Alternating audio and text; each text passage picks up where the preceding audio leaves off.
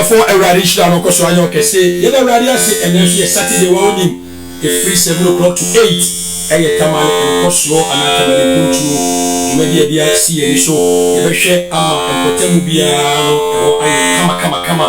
Na umetinyati ya we enye papa na umetinya sadi na ejina no media factory also ayigusu every Saturday bia ye ewo afidie so ena so ya ye nhira bebre yenya awo ka kire o eduma ne bia akoduru no enya agro na media me ka se wo ya ade bia na ade akoma ya se wo mo wo akire hwe wo no wo edoso na de radio ase se eduma FIILA FM eye no Baby, ko Facebook o di e koso ho na ka wo fia nwa be camera se atwa fia hia e program we so ene enkomo aye bedi no yes enya se kitu abra ntino ma me tie fo nyina kwaba na afi very soon I'll go to the COB and welcome all my yes na fi ya trust the bia come alright medika ka chiro say EcoEmpower Alliance ena eni omo ebe to we busa omo e ka say EcoEmpower Alliance ase say omo djuma eni say de be ni ma omo ye na bia de kaina ya shene so e wo sa pa so ene e bia na e die for life because you call for the door so you bia so akasa kama no ti ade na siye wonya ti ase ye na se bia e be se le bia for life a na afenso the office will continue to eventually be mutual bia na ko de hu je be na bia come ti abra me se bre no let me go to COB and your program 3 languages P Dagwani and English so bia benya ne de saka sa me se de anya bia wuti mu ba ko because the growth of the balance enti your titwi wo your ti Dagwani and your kabofo enti ya balance enti na bia be fa bia beti ase ya bia be fa bia beti ase ya bia come all right so let me go to COB and welcome them all right good morning how are you doing? We thank God and grace. All right. So without wasting my time, let me know the names of my guests before we start the whole program. And then as the saying goes on, ladies first. The bacho uti ema bonte na obeso besti di oduma oba wan to boa. This is script my kwai no da. You cameras are etwa your worship no. Uti no wura musa. And then brewa misu ofie na hey pastor da baby o yes for high tech. Ye ni agro ye nya mo keke ye ni dey underground. Every so be na for inside. Because bibia bibia Facebook so e twabu and a camera show ha. We have a woman na picture se ko bibia no. All right. So without wasting my time, let me start from my sister. Yes, ladies first. So may I know your name and because of our time, maybe your position and then before we get go.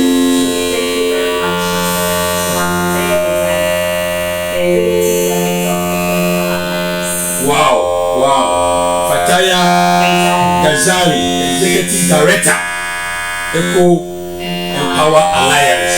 Oh, okay. My sister. Yeah, thank you so much, Pastor, for this opportunity. My name is Abdullah Rashida. I'm also the Public Relations Officer. PRO. Yes. Of EcoEmpower Alliance. Wow. Rashida Abdullah. PRO. Okay, my boss. Thank you, Pastor. I'm the person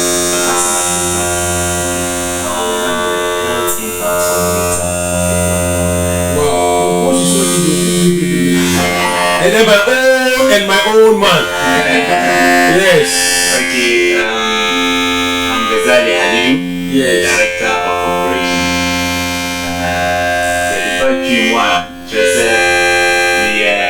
Ghazali Halidu, Director of Operations, and I said,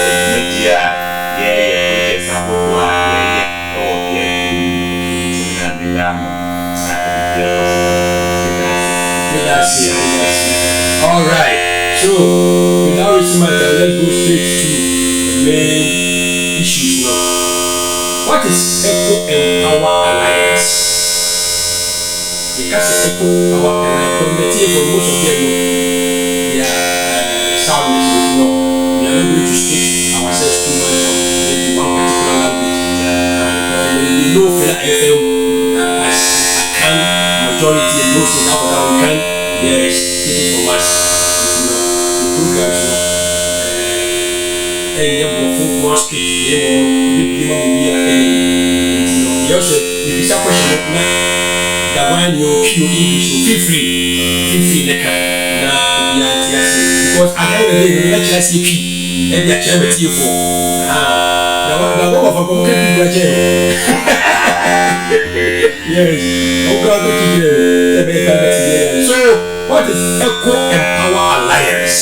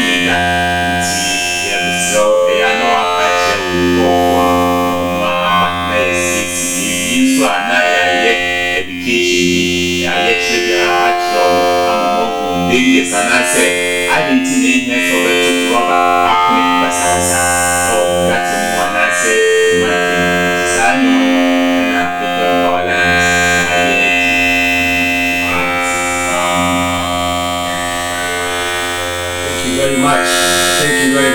Okay, let me go to Executive Director and see. Madam Fataya, yeah, you also have something to say about what I want to say. EcoEmpower Alliance.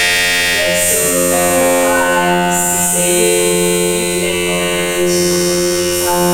organization, and we just want to create impact in our communities. We realize that the issue of sanitation is serious in town.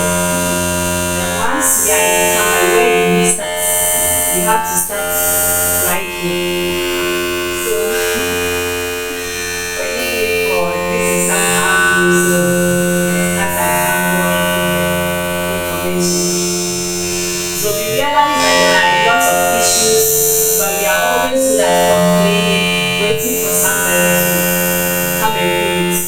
So we just realize, why don't we come together as the youth to start something? We know in our own power we can't do it, but with key people, there are people who have love for the community. With them, if we start, they will back us.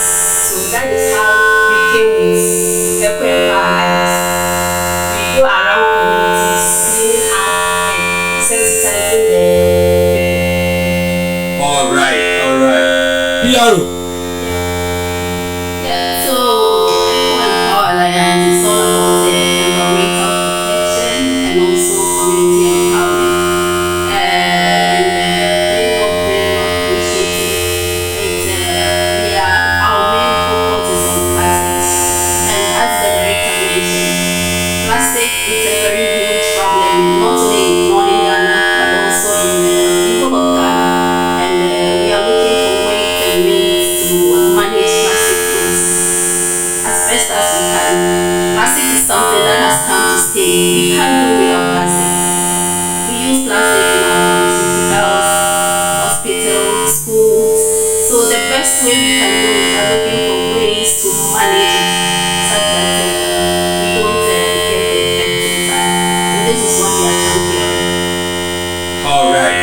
going to ask you some more questions.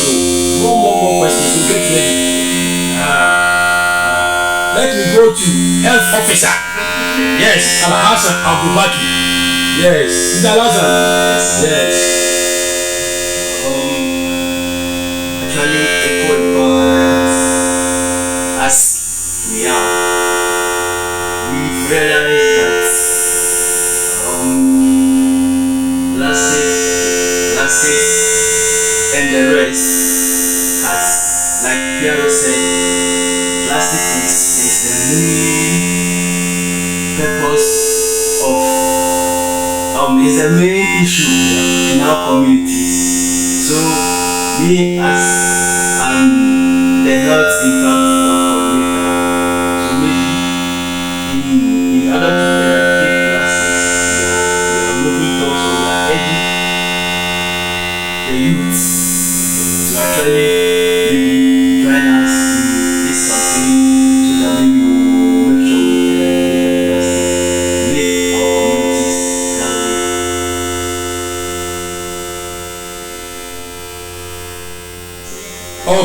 Okay. So Mr. Alhassan Abubakar, God bless you. All of us also be a fan was so feeling out here FIILA FM. Now come to pay young program. Come up because we are on FIILA 89.3 on Facebook Live. And I feel yes, I'm at my sister live. You know, we Facebook so do we one more. Yes, come.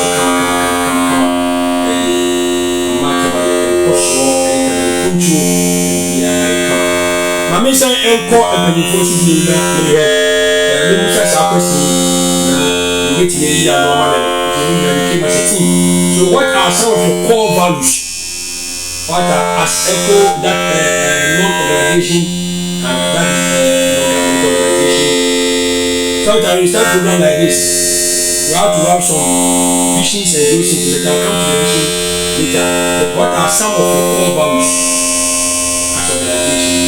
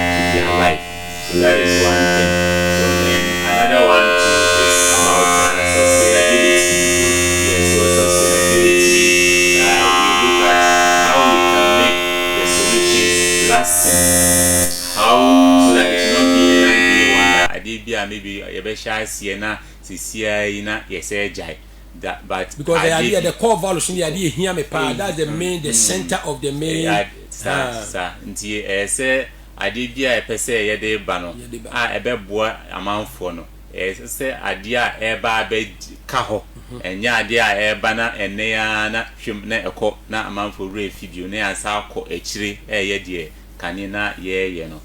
Auntie, so sustainability no. Adebaako no nature say ye kire amanfo no kwan a ombefa so ahwe omo bola anaro omo rubber so a ade a ese ebeka ho na ankoye se ade bia ebe sisie na amanfo refi na ya sa back to before biom nti your core values no ebi eno no na ye say hwe mabunu no anase young ones a omo eba no nso kwan ben so na yebetimi aboa mo empower omo no mo no nso aba abetake up of that environmental stewardship no no mo design no we edi ahwe omo nsem ehun se te said na executive director kano enya ade a ese etenase na ye complain government anyese nipa se anyese but ade a ye nyina ehun se ye nyina team yeti ye mantem yeti environment no mu nti ade bia ebeba be haye no ye be haye ebe to yan san aban na so obi aba be so emu nti ade nti ne ntimi nsore enye nti mabunu no titiru ye na ahode no ewo ho ena adwen no nso ase mu sharp sei nti ye no etimi nya omona omonso eka bomu a ebetimi ayeden aboa ama bibia akọ enkanti values no kakra metimi aka eno no. Wow. So yeah. Yes. So adding to the values, we also have what we call a collaboration. Okay. Yeah. So we are all into collaborating with the government, collaborating with the other organizations, and also the community members, our main target. So we are open to a lot of collaborations, and also we are also into innovations. So we are looking up to coming out with new innovative ways of sustaining the environment. So innovative sustainable practices. Yeah. So this is, and also the last but not the least, integrity. So we are very transparent. We have trust. We are very trustworthy, and if you align with us, you would be assured that we are in to deliver, and you can trust us. We can account very well. Wow. Okay. Yeah. Health officer. And also we also try to encourage the single use of plastics, the reuse of plastic, and then recycling. So that's the waste management aspect. And with regards to that one, we actually have what's the name, the repurpose. Okay. So that's the term, the process of turning maybe like this sachet water into a school bag or a pen case. So that's actually what I have to add to the PR have said. Okay. What about Yes. So basically, no, the English is too much. Who can speak Dagwani? Yes, speak. I want to your people. I want you to explain it to them. Yes, Okay, speak so Dagwani for me. Okay, I will have to just maybe what I said. I'll just have to. Excellent. say something. Yes. So, Dagbalama dinyawi EcoEmpower Alliance ti tun yinana titi ntapsong saare malbu min de tapma. So saarma mi ti ya dahla rubber nama semi-ball in plastics. So rubber nama mi to borna ti ni ti yi rubber nama ti tungban mani. So an rubber kama pure water rubber antu male tunto zang mal baji be pen surgu nzang ti shukur bihma ka wadir da fani lan pai to borna ti bang ti nirbu ma jandi zanchan mana zang daban dirgu de so ni tin darban diro non de roba ni bolwa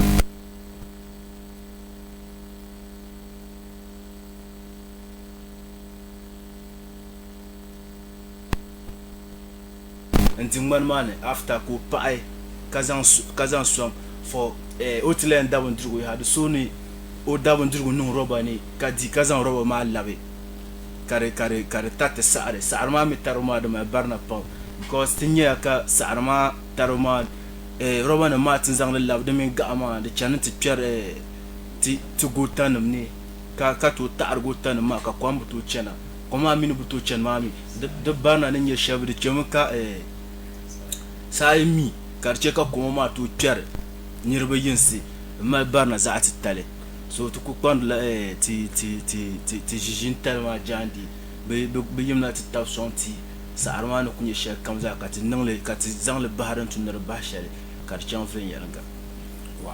Wow.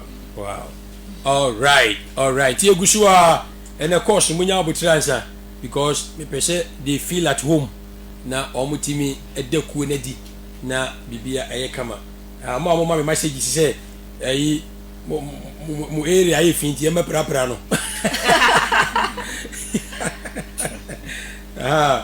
you are going to work with the assemblymen, special assemblymen for no, and almost about 90% have all their numbers. So we just talk to them and then all organize ourselves for the betterment of this religion. Now, my next question, what are some of the focus areas the focus areas, because as an organization, no, there are some areas that you focus whilst you are doing your work. No, so how about, do you have a particular areas that you have been targeted? I don't know whether you understand my question. Yeah. The focus areas that you have been targeted. Yeah, so our focus, Maybe example like the waste management, yes. Environmental conservation, community empowerment, those things. No, then maybe if you can add more, the Yes, climate action and those things. Yeah, so our focus areas are environmental conservation, waste management, sustainable agriculture, afforestation, and so the environmental conservation, we look at, we have a project at Mole National Park where we are trying to solve the human-elephant conflict. We are still working on that. And the sustainable agriculture, we work with farmers, and currently we are working with an agrochemical company to bring out natural organic chemicals to work with. And the waste management, so that is what we are doing, going around communities. And as we do the cleanups, we try to see, okay, we've collected the plastics, what next? So we are trying to see how to go about that. We are trying to use the sachet waters to make school bags for deprived peoples in public schools, starting with that. And the bottles, we've realized that we can make dustbin. We can, as she said, one of our core values is innovation. Yes, so we are trying to use the plastic bottles to make dustbins. We are still working around that. So somehow, and these are some of our focus areas. And we are trying to plant trees too. As the theme of our cleanup is the clean north, green north. We are doing the clean aspect, but the green north, we are still trying to get some support to start planting trees around. Yes. Nti mamemfa kakra enka ho. Nti your focus area baako enso ne to say the executive director kan no efa ekuadwuma ho. Farming and as agriculture. Simoni super. Ni so because so my be ya titru number 1 moduane dio.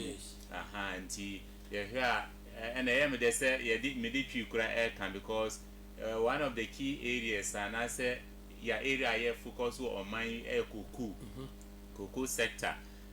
Because migusu me ankasa me ejuma bi e cocoa sector. Nti e kwan ben so na be fa so na etime peja ye mu cocoa sector no, because they say no kwa na ekofom. From every year bound some metric tons, yes, a coffin. Tina bedroom no, Yanshe ya, cocoa a full crowd upon an unya, just say quiet and see her. And tea, but ye share no problem bar could teach you by a cocoa food, says a lack of labor. Say yen ni ubia obey juma or cocoa a fool. Pina a cocoa farmers, or when you papa no more marble cocra for nimro for. Yes, so Mabuni, yes, say a white colored job, tea free crumako, Krukesia, and a jar cuckoo, because ye jama and cocra for. Teba sounds almost so unwardine shed any home. Ntiquambe soon ye be faso, yet me a chain, and Mabuni adrin, no mutimia back cocoa jumum, Natimia bois apeja, sa sectano, abwa Ghana, so am an A. And also a one focus area. And Tiaka say your yes, per se started project will baby me and son offenso Kumasi offense or Ashanti region. And a Brosan cross side and a Sekiba Kwai and so area until ye ne youth nibi I started a year di home come by per support a bit me a managina and also a deba qua yeah focus. Wow. And adding to what director said, we are also into what we call climate action. Yeah, so we are looking at ways and means, practices that could combat climate change. We are promoting them currently. So one of our focal points is also youth employment. So we are looking at training the youth and especially women. Training them in various ways they can come out with technologies that would lead us towards combating climate change. So these are some of our focal points. I'll add to what the director said. Wow. Okay. Health officer, I want you to speak the whining. Okay. So our core values. Okay. The core values ma yela sustainability. So sustainability ma nyami tinya nungsham katun shetun tumduma karkana tikbalem karpala la dahayin tuma katiyan kana tum karzani mani. So the Milan pa yela innovation. So innovation ma minyami tinya zamben shayina tizan zale karpala kama tiyal ti sabu min moires and cham kati ti jijin tale kati mal to dun to tar poham pohanukan la kati ma tar karbuto pilgarti ti yinsimin de taptama so dun ku bien ka yan zan pa dagbal no mbalawa. Wow. Pata.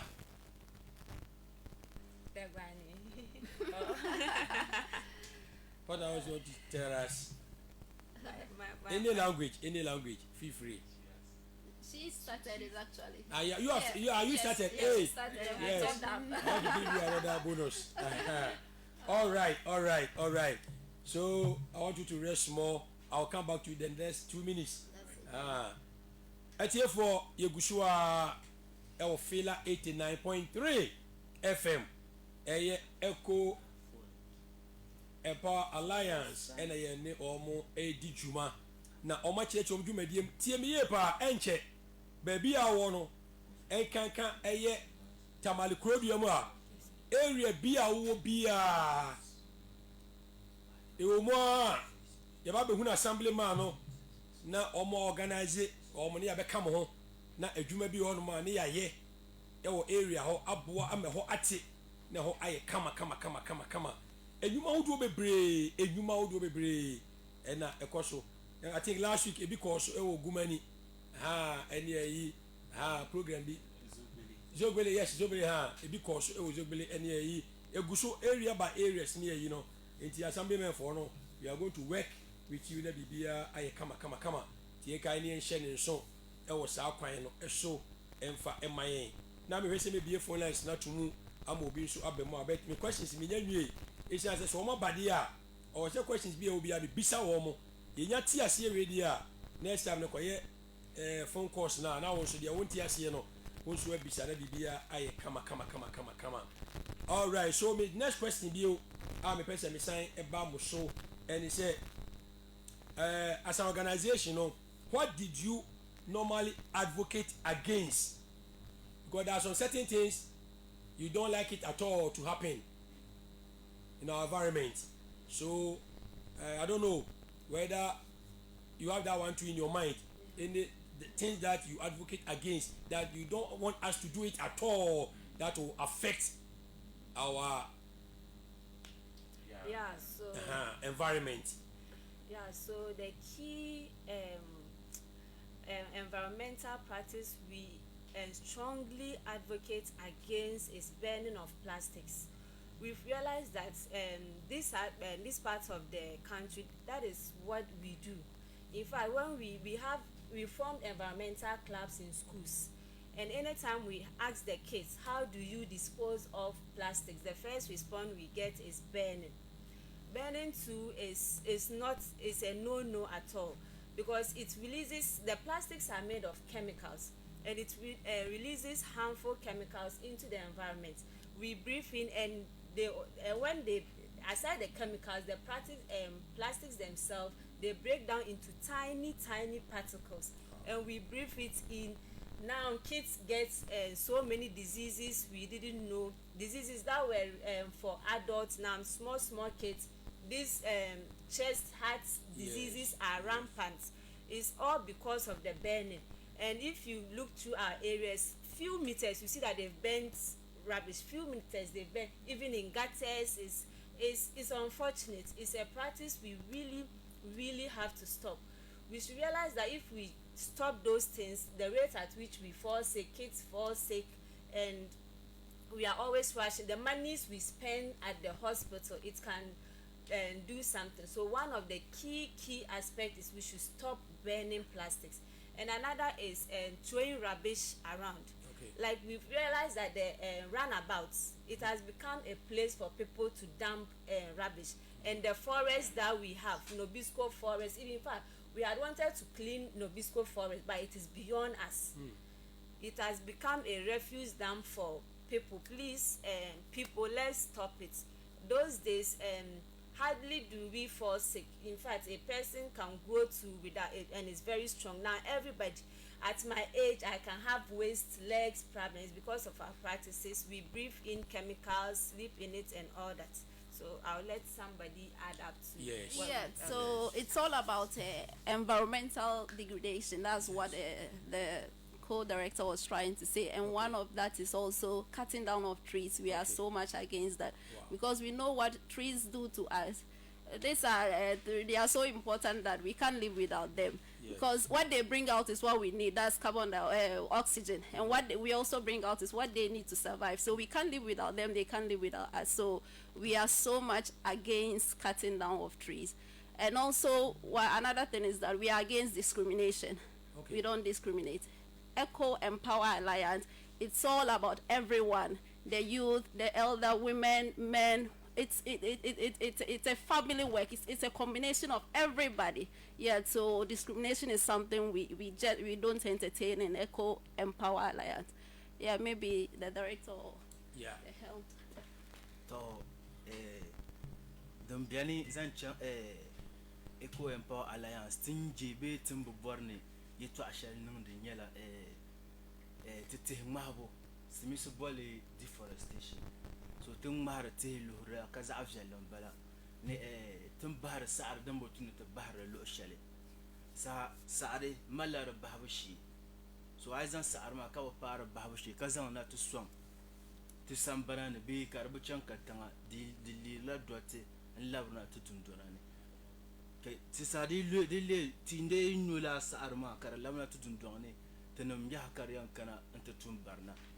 So the milan pa ya sa'ar dabwa bi da sa'are kama director ni yalma bima ti chan shukurma to ba bima wula ka bahar sa'are de yarna wonu ele nyela sa'ar dabbo sa'ar dabma mi ti dabli ka nyuhama ba fela de nyela di bi yar shanga di tum vohur non de ti mamam puni kar nye bana zantiti den nan bahar to doti ka to mi adan lam pai to te pye gwarba bichan moane bushmeat bichan moane ta babon kwabrama on kuba ka kuna de gbaza tiri bor na te suba bamba jandi to tim pyer gobu ka za afzelle nyalo nguna so tiri bor na tiri suba kabrichi labon kwabrama agba an zamba so dan kubiyar dagba la kan yan zan fahamba. Wow.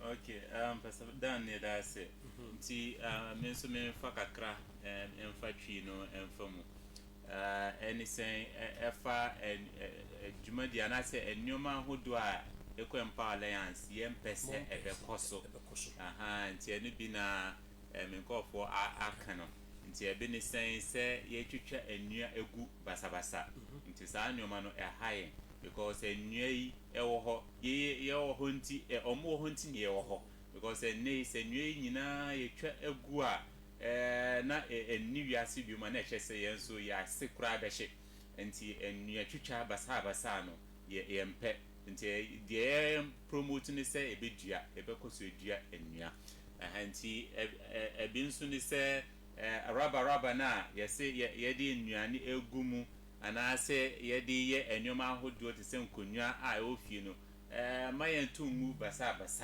o gatem go bitima assist sa enyoma no dia akogu gatem anase odi ahwegu abonten sa robesi nsuo ebefa ne akwakọ block eyi gata basa nsuo to a na ayiri afa amanfo efie eno so sa enyoma no yempe ena nyoma bi nso a yempe enise yebehye sa roba no because wo hia yare ena ema enipadua no because frama a yehum egu yemu no ɛma yɛ yareɛ nti yareɛ ahodoɔ pii na kane wonte ɛho asɛm koraa bi te sɛ cancer ne n'asefo ɛne sɛ abibifoɔ yɛnya cancer ɛne nyinaa ɛbi nso afiri saa yareɛ ɛna ɛsɛ tie nneɛma ahodoɔ sɛ ewiem sakraeɛ abroni friends sɛ climate change saa nneɛma a yɛhyehyehyehyɛ ɛnyinaa nso ɛma yɛ den ɛma saa climate change no ɛba ewiem ayɛ hyehyehye te sɛ deɛ kookoo a na mekan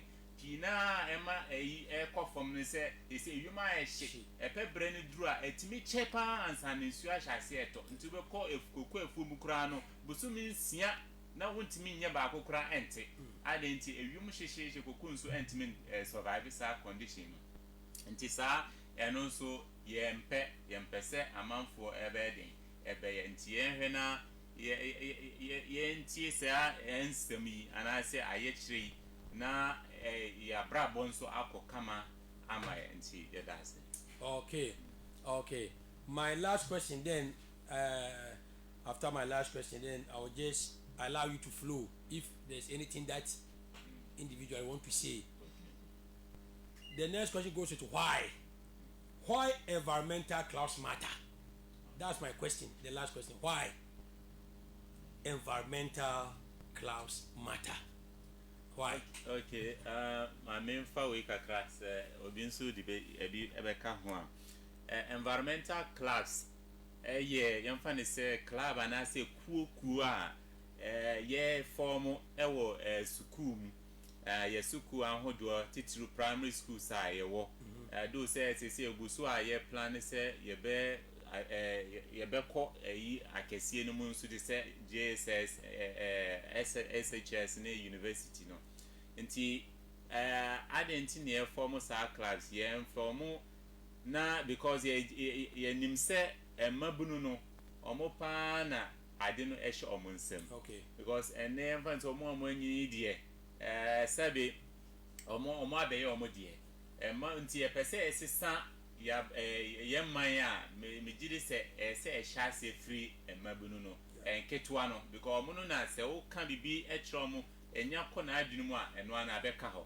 nti yɛpɛ sɛ yɛde ɔmo no ɛhyɛ aseɛ nti yɛpɛ sɛ tete ɔmo abra ɔmo sukuu mu ɛkyerɛ ɔmo sɛdeɛ ɛsɛ wosiesie anaasɛ bɔɔla anaasɛ wonya rɔba kwan bɛn so na ɛsɛ woyɛ den wotugu anaasɛ rɔba koraa no kwan bɛn so na wobɛtumi adane no na ambɛdane bɔɔla anaasɛ efin na mom na abɛdane deɛ adeɛ a ɛbɛyɛ mfasoɔ ama anipa nti sɛ saa nnwuma ahodoɔ yi ɛna yɛkyerɛ ɔmo kakrakra na ɔmo no ɛte ase a ɔkɔ fie a akwara no kɔ fie ɔbɛkɔ akɔkyerɛ ne maame ɔbɛkyerɛ ne wɔfa ne papa ɛne efiefoɔ nyinaa a ɔsei na yɛakyerɛ yɛn nti sɛ ɔmo no nso ɛdane teachers wɔ fie a na ɛkyerɛ sɛ kakrakra yɛsesa yɛ communities naa no ama ɔmo ayɛ deɛ sɛ ɛfata wow.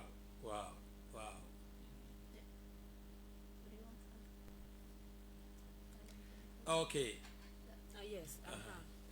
So as the environmental clubs we are creating matters in the sense that as my co-director said, for adults we have, but for the young ones, if we can bring them up with that mindset of having the love for environmental conservation, I think their generation might not face what we are facing today.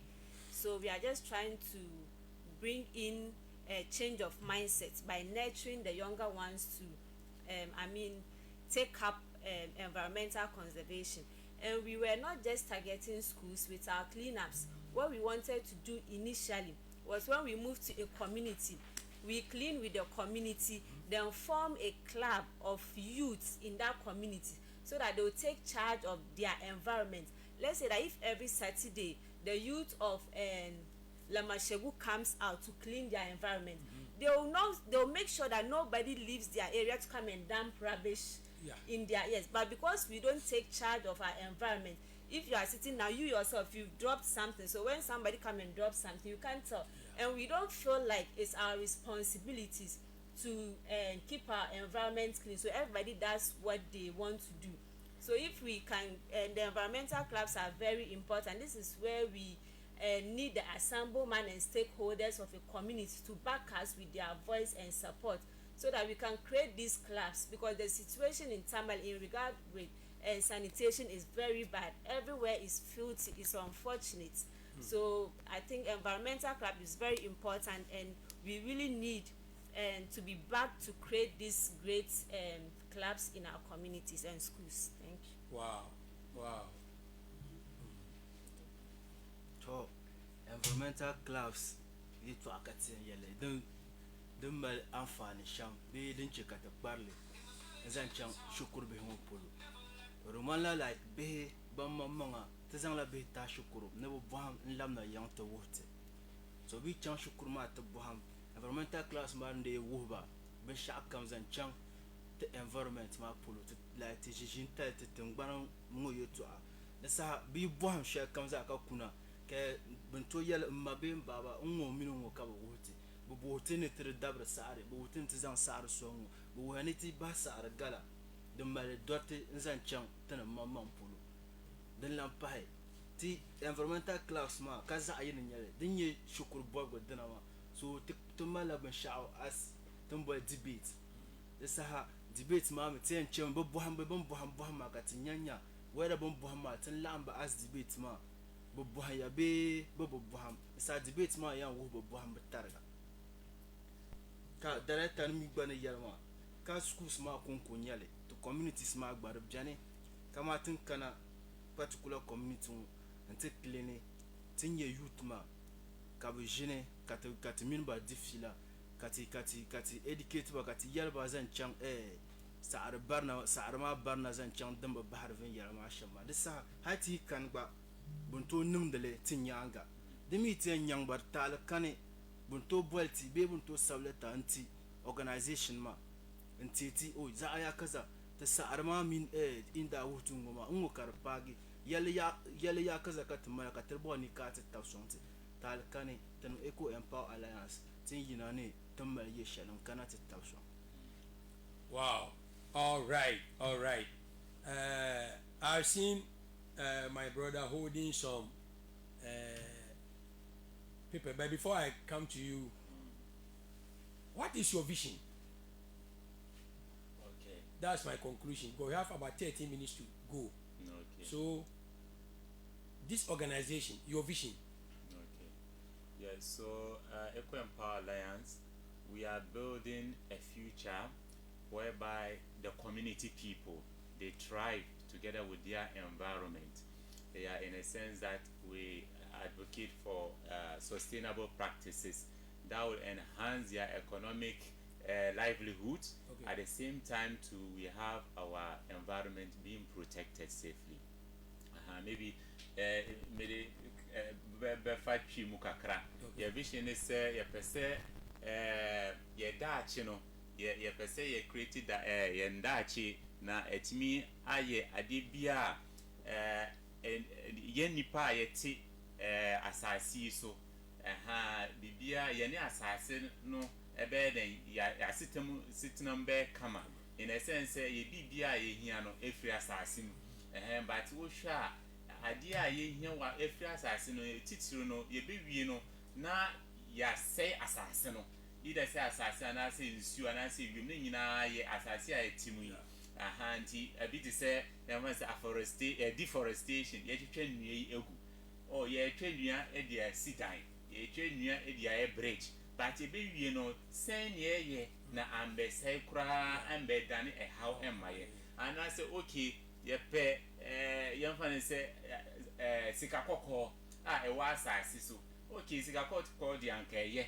ebe ma sika be ama oman mu ebe ma ejuma be man mu but ebe wi no na den say asase say nsuo pina ewo Ghana ase adenti galamse nti kwambe nso na ebe faso na etimi atena ya asase so ye man mu na etimi enya ho mfaso at the same time no nso ye bo ho ban na mbe dane how anase dachi bi na abana ye eni hokora bium ye nya mfaso bia na memom how enko na eba ya brabum nti ye vision ba ko a ye den ye de enam enom ti me da ase.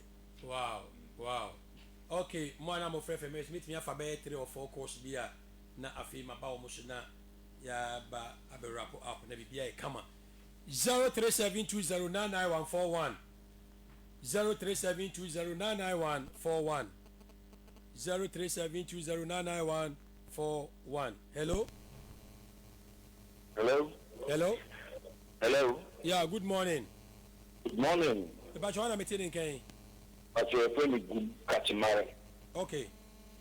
But you're Madame Senior Sofo, you my power, you're all the Guatemala mine. Yamishao. Lilian Mamas at the Adiati, or Monshe, no more Pankusi every part. Because your Timani, Nasa and Kobari, and you are being for sale on the Bois of Tamale Town. No Atia, no my family, and more. Now, so yes, you imagine that. Because Tamale, I am free to do. Get one query. So the Bella, I did so many. The demo amount. Monsieur Dasi Pabla Penina Mish Papa who should bet me a friend 0372099141 0372099141 Ubet me about this year. Me Faber 5 course Binafi Media Berry. Hello. Hello, Sofo. Yeah, good morning. Morning, Sofo. The Bajana meeting Kay. Pacha Yabon, I think. Yes. Eja Nabokodi. I do my work. I do. Yamiadum. Miguel, what to say? Miguel friend, what to say? Yamiadum, the Hoyapa.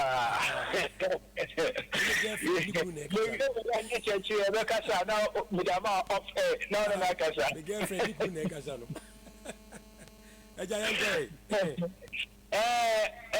And almost do a dear Omugino, a yepa, a dear Crabia, Mess, did a kahon, he said. So, send ye. Me say yeah na o ma share there was yeah so okay we need to disposes and disadvantages and advantages okay e bi me say o kire say enye say ye be hye rubber nom no ye hu pe e wura yes eto so say assembly no so emwa enye assembly ye esirim ha de nko aba bia achi atifi na de me hu ni say Obuanwa na wuje gu ho a enfama fa na asa atu apeten yes and how the go assassin no so se wu sie so a na bia egu no egu ho sa empro eno ti no na emadodo no a na ye fa adwene se ye be hye na efi ho se mama ya ti ase se wo hye no na se enfama no koso a eno so mayare enti sen na wo se ye na aboye nyina na ahunidie na timi akoso medas medas pa ura yeboa nyame hira papa enti ro ana ye hye no enti no meba mo so yenya first question ene ye yiti ma me fa 3 callers bi kana fe yenyi question question enso na yenya 0372099141 0372099141 bomodi abra so aka me 3 callers na fe ye dia ba wi sisi na ya wrap up na ya ko Hello FM akofa akoko abodwumadi no hello good morning Sofo yeah abeku ni acho kwami okay bra kwa me say nyame adum yo so labo abato me da see and be you so afi o ma ya die pa next set me ko me nya yen so o ka ni ma wo mo na ti ma gbe so mo ni so ye mo na bia en personal ko mi so e gbe se e mo yi na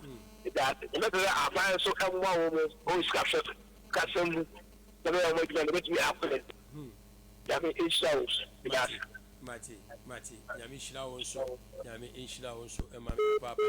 Last but one caller, 0372099141, 0372099141. Bomodi abra sisi ani emfa na afi, yenkona yenkodi nkomo etwato, ne efa dwumadi ni nyina emra awieye.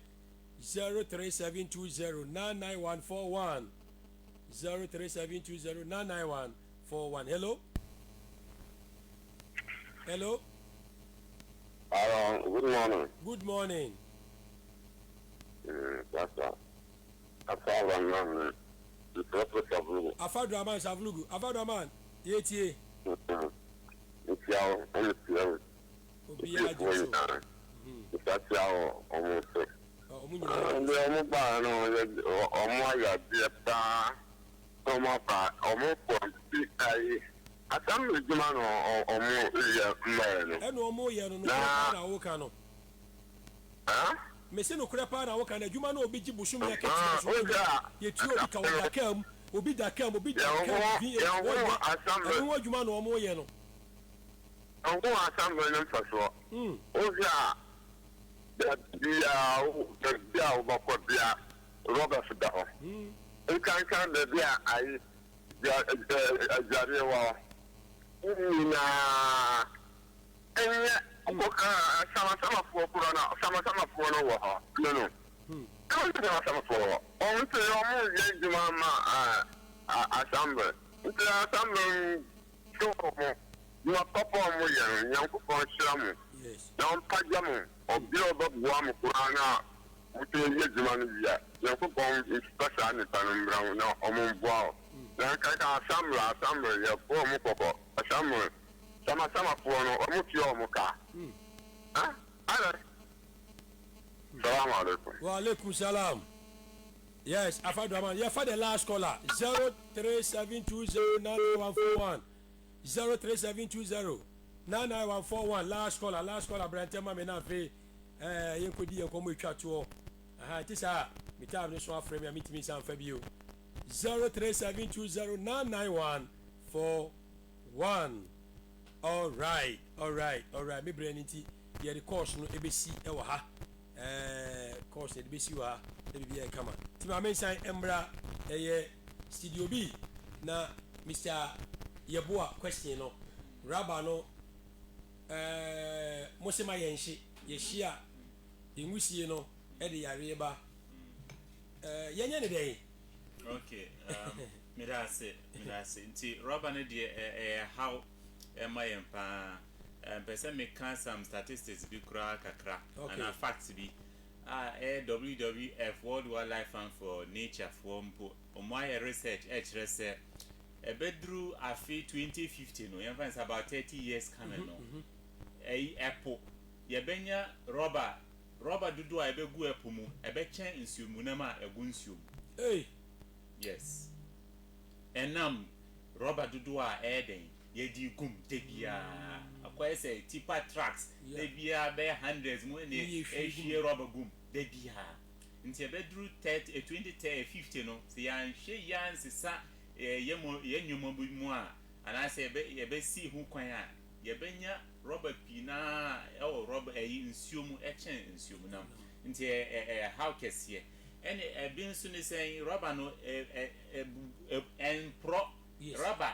and pure water one no 1 minute no and I say 30 seconds no a bed the ho e was so a bedru 400 years from 400 to 1000 years rubber no pure water rubber no any rubber who nyina over you pure water rubber and protestant mo kan kire no you and what and how kesi enti ye no kura no wo de how e de abetu ewiase e na wo akọ wo chirimma juduo na na be bre wo sa nyomo yi e na se nso ana se rubber ebubu emprosa ebubu kitinkiti broni friend microplastics sa rubber yi enansuom epum na fishi enum nsuo ye form mu nti ebe wie no rubber na wo ato akono no ebe ba be pie obi da plate so oba be fish oba be di aduane di sanyo ma no nso ye di na ma kidney abe say ye kidney ene ye hunam ye nya yare ahodo a ye ni be bia afiri etitire ne di ama abaifo ye di ama so obi na ayem ni na asefo ne nyina nso afiri sanyo ma yi enti kwan ben so ne be fa so aiden CC anase just sanyo ma no anase say be sie ye wo bibia e fe no 3 R's reduce reuse and recycle into reduce ne say obeti eso rubber wo di ye wonyoma ahodi wa brabo mu obeti so ye fa ne say wakọ ejom wo kwa akoto enyoma ama rubber ye fa ne say sabi koko ba ona maame no anase koko wura no wa say gu rubber mu wa chichire ko se no nso a ya chichire no rubber na ya said ni nyina egu rubber tuntum ni a chichire ni ya said rubber ba kwa asa aka ho na di ama wasi sama mba akokora ka di sama di be say moto so esa na ate ti ono kwa rubber kura gu na che so fin pai bo ase ba ena mse rubber na e funti no eno anse ye di ma amanfo nti ebe wi no na ye ball mu anase ye gatem ena ebe anase ye epomu ena ebe ba be pie nti se wote so a eno no ma so no ye den kwan ya efa so esi hu kwan ena ne to so mienu nse reuse no se wodi rubber na be fie no ento nkone sa okay fatu ho obetimi di aye bibi pia obetimi di bibia agum na odi epie odi me yanfa se okwa akoto enwoma na se okwa akoto nnuane wo ejum a obetimi di sa rubber na asa ko ejum ye di rubber fufure ma o si da bi mu ma nkasa mi rubber nti fagum ema me na odi akofie sa nti yes a eno so be ma how no eso ebete recycle ne se yeah your companies been so omo dem mutimi tuto yemfa say bottle water yi bottle ye di num nsuo ni ahodo pi na omutimi tuto sa rubber yi no omo akonane e di ayete say yemfa ne say akonwa ayete so ana say bucket a ye dware on say na isi bucket rubber di bebri na aba nsa nyuma ahodo yi omutimi di etimi di ye nti EcoEmpower Alliance kura no ye koba bia na ekosiesie a sa rubber si eya ye fa esiesi edigu ho because ye hwe enim no ya anka se percentimi se etimi nya investment bi ana se investors a ye ne omutimi ekọ into partnership kura na se ya anka sampu no ye etimi aform factory a se wonya rubber bi a omutimi di abre ne yaje ne di ana ne di aye enwoma bi even tadie even bag yetimi di rubber eye emani ye fe kama nti ade a maybe emfa se eye fi no ana se ye ade a wutugu no na echi abedane emfaso abedane sika na abedane ehaw amaye nti sa nyoma ahodue na betimi afaso nti enhye rubber no boa no yo ebinum kura omunama omuto but even EcoEmpower Alliance wo stream nkwa de na se oboabo sa plastics yi kura na ye ho a betimi age sa nyoma yi na ankotu ana se wankotu enwu wo yi asase no so na bedane eha amaye okay wow yeah so so calling up boy ni itiyalia ni Ireland dab roban ma ne da mati dable din 30 the barna chama tan bana puna ne rabana so kale bo ne tin ya ni Ireland dab ma ne ka pon wala ke no because roba pa ben shan to zampi karo poi ai di yala ya ne so pon wala ka be na ka tan EcoEmpower Alliance ya kama meeting ya nang le sham first of all la ben shasel min some born in 3 hours sham mi ya ban even 4 hours so one so zainga nyala kama ni to slim useful di ya nan ka chant da koko kabzan nan an won road ma ya na to kpang mutum ma tin na to ko nan sham ka to slim di useful how di nyala to daily mun ba chang la da na to da ne ma ka chang to da bag akuna bag shalan da ma na zang lu som di ana sen love da ne na kala zang la bajman chang din yan nan ka bi chang tlan da shallan kuna because in kunna ma da ku to po da pa kama sam kayan ba bai ka jabi da bai da ba ta karinda ay roba ngwa dun kuliyam jan mo kul mal jaran chiba yu ka yan tu chang ba ka din na be duniya ya ngozo ka tlan yel ka ba tu ma bin shatin bo ne recycle company nim shabbiane la arwa da ma ban ga hande chambla zang da ma da ban yara ne to la zang lapsi tuna ka da ne to la ban ma tin EcoEmpower Alliance sponsor lame tin li latin ne to do so shanga nto establish la company ma ta malango so that nyin kamza amala ron ma yinga ibi da ka ta de le biana to zang tisina ka ta down recycle ma bin yara shadi yan swant shukuru baji ma ayil raincoat ma har ba bricks Kenya nya bricks ka dito my song the platforms o kala bricks ma kar mariya gar banna bazar cement nan da she so la bin yara ma za ta sponsor but wana da armanya recover kama company ma bin nan da bi producer Antonia ka excess biane la excess ma brother you know as rubbish they should find a way to use back those excess. So this is what we call recovering. So then check out a chance for asthma. So these are the little ways to man Martin no to bouncy and reduce the plastics in our system. Thank you. Wow. And the program no I come up papa mom free nyina so bia bo EcoEmpower Alliance aba eso papa nyame hyira mo moya de na me bra ni kurakra te bi be se wadi di dwana afi ye di dwumadi no eba wie ye enye ne nkwa na ye di nkomo ebre wo ma ye be san ba me ya san abidi nkomo tamale ye tie a ye nya nkwa aburukyire die ye kokore be san ba na ya ba be na tamale akoso ndama tamale dama koma so ba ti yesu be ye famudie bia de aboa ama bibia area BS ye ba na ye be prapra o ye be hwe na gatamu ye be hwe na BS kum nyema BS ye ma ahonidie bi ba ho bia no ye ni assemblyman na awosa area ho no ene authority panyimfo ho no opinion leaders no ye no mu nyina ehia na ye disa adwuma na be boa ama bibia ye kama fe so ye mempa ye bo se factory no enche bi ye beba na afi ya announcement of FIILA FM say pure water rubber unya bottom na wo de ba say na beto na ye de aye me say e de ko bi kula na ka wona makatabale be say ayi no ayi Washington DC no obi e hu say gura da form water makoton scan da form no scan da form no hu say gura bi o hu say scan da form no na bibia aye kama tie kana ye nhye no enso. All right. Okay, that's it, Pastor Dan. Nti ye share ye no efa ejuma dipa say ejuma pa FIILA FM ye. Yes. Teacher Pastor Dan efa na otwi bia memeda bia etu yenfo. Kwa be fa so ama ye my Ghana atumpon na ye sanitation asitina mu bibia akokama no.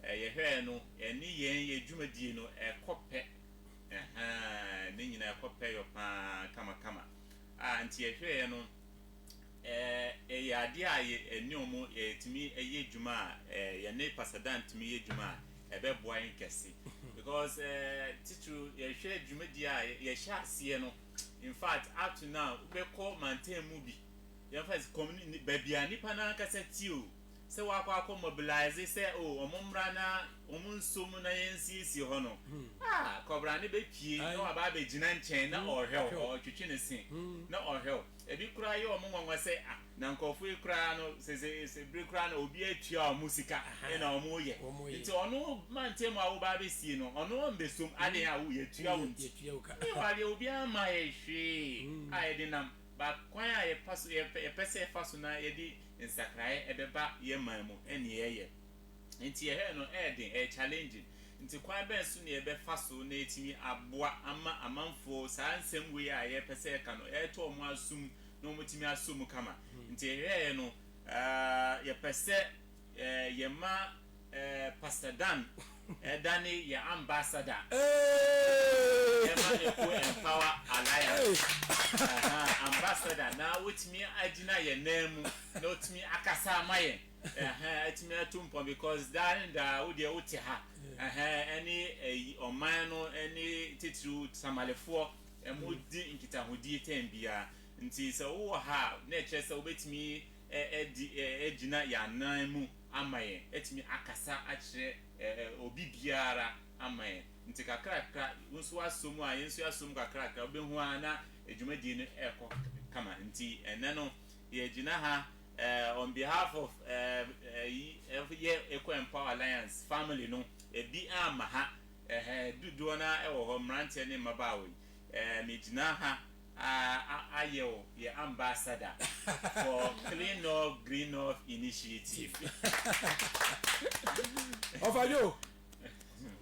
Yes, sir. Congratulations. Congratulations. Hey, yes, sir. Aye. They say may your pastor ambassador. As I had Medina to us. All right, EcoEmpower Alliance. Yasum. Yasum. Okay, Bible say cleanliness is next to godliness. Inti Galatians 5 okay, the fruits of the spirit now, the fresh no Bible no can watch them the fruits no na ohwe ni mama yenu the deeds of the flesh no honam nyuma no oka efin eyade a Bible de boss efin ye obi a wo ye efin kura Yakobon ntimi meo efin enye enti ya factory ya wonso ye be hwa matabale atumpon na tabale akoso no na me ma na anwene da na ya me inshira mo pa because me kai say me nyi eja foster every mo be see ne so wo FIILA ha and of friends so for mo way na so me wo ba bia ya na me na ampa mo tu ana mo ni eja foster nyina ne bae that the first time am di hu mo na so ma dwene bibi hu asie na mo be se mo ba fidie so na mo de betu dwa and am so okay ene ya me ya do man ka last week na mo ba na mo PRO netco and VR by tina me de mo hye ne na nyame nhyira mo ya som ye wo ha de awurade ma ya hoɔden ne nkwa na ye betimi ya abo bia empanyifo bi ese ko wo nkyɛn sɛ ye regional minister ye mayor matisa wo pɛ Temale Central MP ye bɛba ne ye no nyina kan bom Temale Central wo pɛ MPP hona busu le self me body no ne ya prapra ne ya say clean up exercise no na bibia ye kama ti sɛ ripa ne yale wonti meto eti ne ye bedi dwuma no na yenso ye fam de bia no ye betime de aboa na bibia ay kama wa wuti e tie enye aban dia enhye aban ase abusuafo mo bae o ma lole fe no mo de bae o di o mu ye bia ye wo ma lole fe fuel na moto no ote so no o ma fuel e no mo togum eti mesre se samre ya ma ambassador amagia to me die eni na me hie sika enti no mo de Temale de for de me mo enti no mo me na ba mo frɛ asofo we de mo program no ebia mo ko ba bi kura ko program bi be hia se be fa yellow mi car mi moto mi hwe na ebia o ene mo nkoi sofo mo nyi 100 fa ntom futuom ti betimi akreti fa nkitua bi di sia do betum e ba se ye koye bibi ne hia ye betimi se skare bi ne etimi dia ye ti ebia wontimi nkɔ a wontimi ne ye nkɔ a usika bi 50 Ghana 100 Ghana 200 Ghana 1000 Ghana ye be kreti fa ne se skare na tum eno ne ye de be bɔ eye dwumadie ne ho bra na aboa ma botaye sie ni so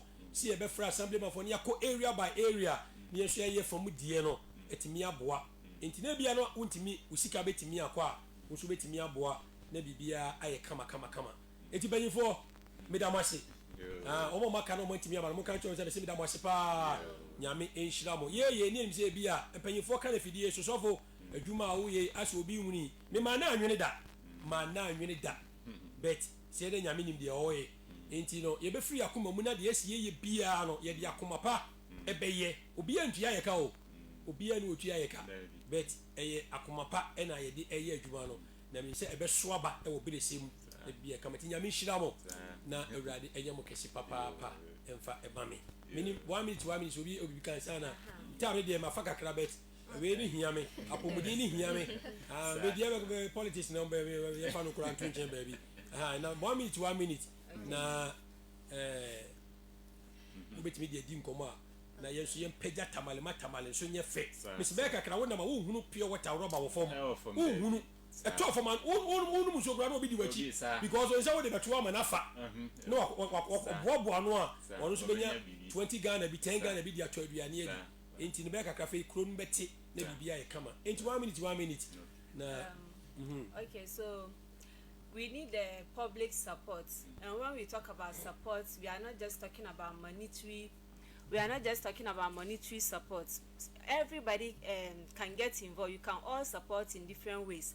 Even if it is hearing our message and telling the next person sitting about with you is support. If it is seeing our post on social media and reposting it for somebody to learn from it, that one too is support. If it is maybe you can donate, we donated one fish bean dustbin to one of our schools, and the impact it's creating is wonderful.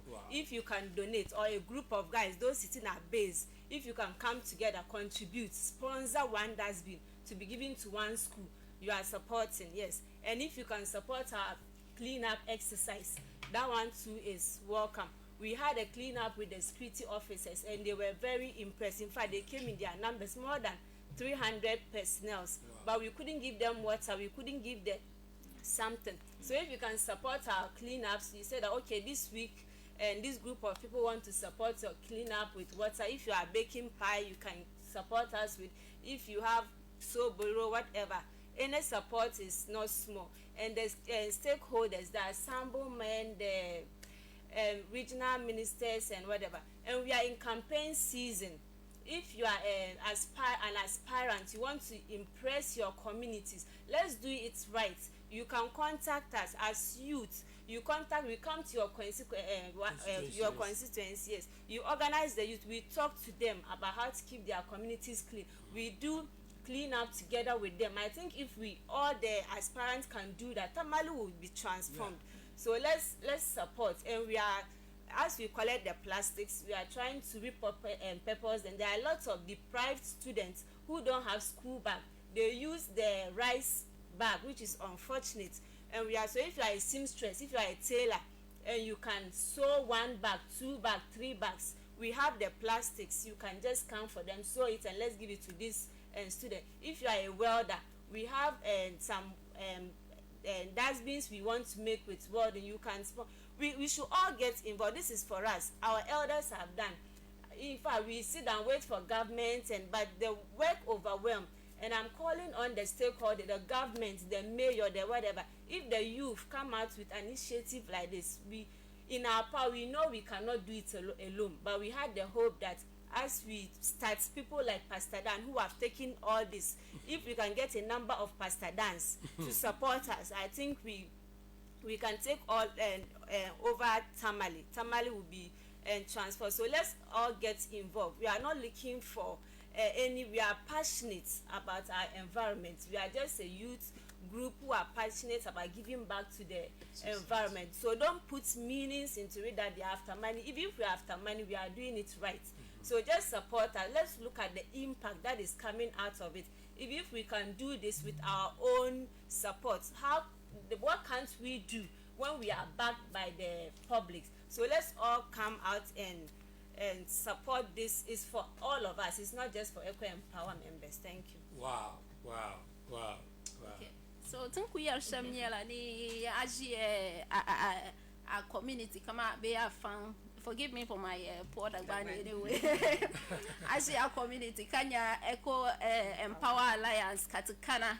The Tupanseri Pam ni iriji kayira tijia nkuli hiriti dama before katukana community be family tia ngelemen yalba tukana zotin kanna ma tuborni yina to sonti because tin kan mena ne to song ya kale wu ya dun tunata nan sham ke ibaji nan nyasam the zo community committee kujia nya EcoEmpower Alliance the green ne katibia na yina ikunyetila igba yirmana into song into tab katiza clean it mina clean na ke in changma to come na to clean ka yeli ya kama dun won tu ne na do zo tin ndon nyala tun kun nan selma dan palma nyala in mbambe la fang ma na min tu ne ipikle abdi nyala every month ke yen yina tin nan da tin da kana katimi ya nan shamla dan pansi di min nyala every week ba ke yan nan da dan pansi ka bia kuma chan tu ne amati kana katimi yan nan katichan ke gba chelila don wana tan bor shelma tina bagbale because it's a sustainable thing timini ya no sustainability bin sha'adan yan biyan kulma wara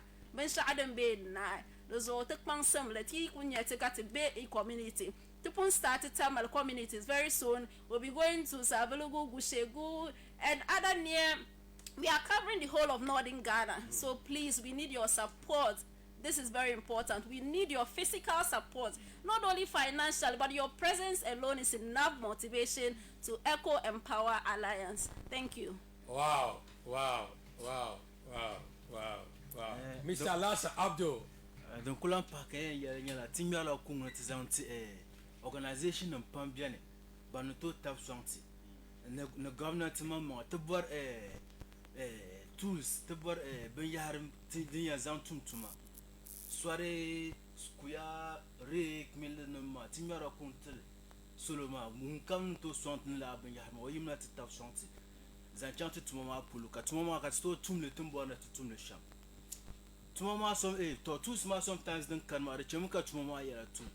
But he, yina ne two Sibiani, Benjahar Bian to Antum Tuma Venyaga, Tumpa Pom, so the Tunko and Milku to kunzo ni she ka tie mi zan ti surman ba to de lan pai kayan yar nyami tere bora mi ne tere bang solo jandi zan chan tere bora ni ro wum te damle kama pasta da na kpon man ka to jin radio ngozo in yar ka wum do so tere bora ni ro wum te damle ba so wula ka tie ndo ka to wum te damle maybe mo maria ya hanan biane kama sorbo na burizan kama like maybe chief imam yan yumi ana ka clinic ka bujina ka so bo na yal pizza aya kaza yan nun clean up exercise ka bujina so tumbo na no sha wum te damle ba so ba ma ya ho ka tere miyar kun wotara biri yina ta tafson za aya kaza mal clean up exercise o mi EcoEmpower Alliance ka ti yina dun to zamu like maybe EcoEmpower Alliance yirna la arkaba yirna tabora do zo to ku yina ba pizza aya kaza mbuar ba dole nyale nirwo ni yina anta tafson so to ku bo neti ye chan katanga ka nirwo wum to tuntum sa tuntum no tun shawa ka tafson donc ko bian ka yan pahamba. Wow, thank you very much, Mr. Alasan. Yeah. Okay. Mensumi wo ensem kakra bia pese meka etwato. Ni edi kan ye di nasie because ye share edwuma di ase. Omo a omutimi asomo a omoboa yen so ebe ni se Zoom Lion for. Yes. Zoom Lion for Ghana ewo Tamale ha. Eye omo regional coordinator Mr. Haruna ena omo metropolitan assembly metro manager Mr. Alasan Fusheni into omo no as omo aboyen because basa like enyoma ye di ye adwuma no titu ye need. Yes. Those it me edi ye motomusika ato kakra bi but to the bia adwuma no eburu ye so nti omo no yetimi from no omo abre shovel and pickaxe and I say omo di omo motokim no omo di aba be sisa ball ni di edi akọ nti me gina ha abo omo aba so se yeda omo ase se omo nso aso emu kakrakra efa enyoma yedi ye adwuma no aha nti ne etosu mienu nso a mpese me de eka ho ni se efa ye weekly and I say na otwe adwuma ye di no ba ko aye ba beye next week na otwe for Saturday memenda ye no gumani ye mantem a eno Ghana no ye ka gumani a titru ye ensuyire se ensu ato ayiri afa ba bia gumani etasi pa gumani ni to e kamblu to na yili side hono enti ye pese EcoEmpower Alliance pese omuye ahobo ekohonom ekosiesie ho nso next week nti ye frɛ edom se omumra embesom titru omo gumani omumpie saada no omo eduduom na yentimi nye saa adwuma no because gata no asisi a block robbers akogum ensuo nko emma nti anhwe ana ade a ase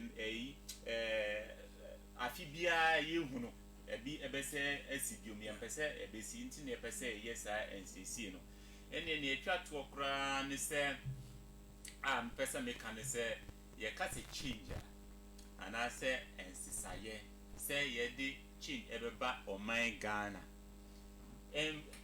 enya adekesi biawo nemu ade a ese ye hyasie wo yankasa emu mi yankasa mi kase yi se me di change be wiase se start wo me so yes kakra okay see my to rubber enkune okay mato rubber mato nsuo sachet rubber pure water manu me wie okay that's be ni ho o baby eni o mi oboto embe bottom na me di ahyem me duru be dia that's me wa na me di atu me ho se obi ye tutu ball egu a se me ko nipa no so na me ne nipa no ekokasa kasa de aha ba wontimi enko sakra obi abra wo da so se ti saati bia no se wo sakra wo ho ansan wotimi asakra obi nti mesra obi bia otie Ghana mamu nyina yesi mayenye spectators yenda ne citizens ze wo ye citizens a na eche se wo so ade bia e ba be bo man no se wo so mu na wo so di wo hujimu bi se ye di ehu ejimu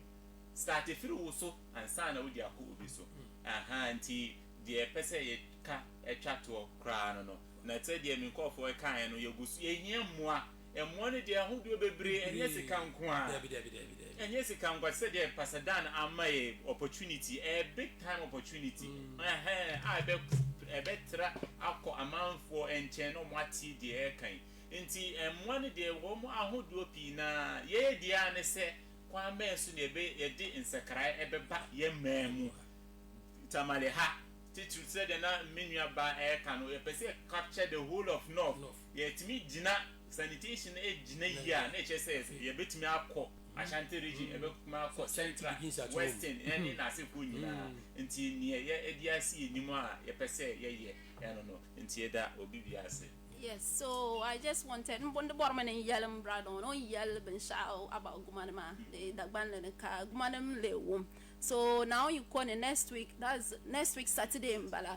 See yimana in our numbers and kana guman it is amika guman when I saw musaha gumaninum none the affected than any area in Tamale. And through our investigations, since Chong money Gota Karamata into Roba no Minton Pang the Gota Karama. So imagine Sami Pumpongo. Gumani people will be suffering. So our next target on Saturdays, we are calling on people of Gumani and Kanvulitunayu to come out in their numbers to help us with this campaign. Let's try our best to do what we can do so that can now swanti. Na ma tuma na on yelmene kamani na song mama mpoi kana ansu no song amako to lo anuzia kaya no song so Gumani na to suhuria Saturday yimi yana your numbers into song kati tap song. Thank you. All right, time. Saturday time. Okay. So we start as early as possible, right after the morning prayers, which is 5 o'clock to 5:30. We should start. Okay. So we do that to latest by 9 a.m.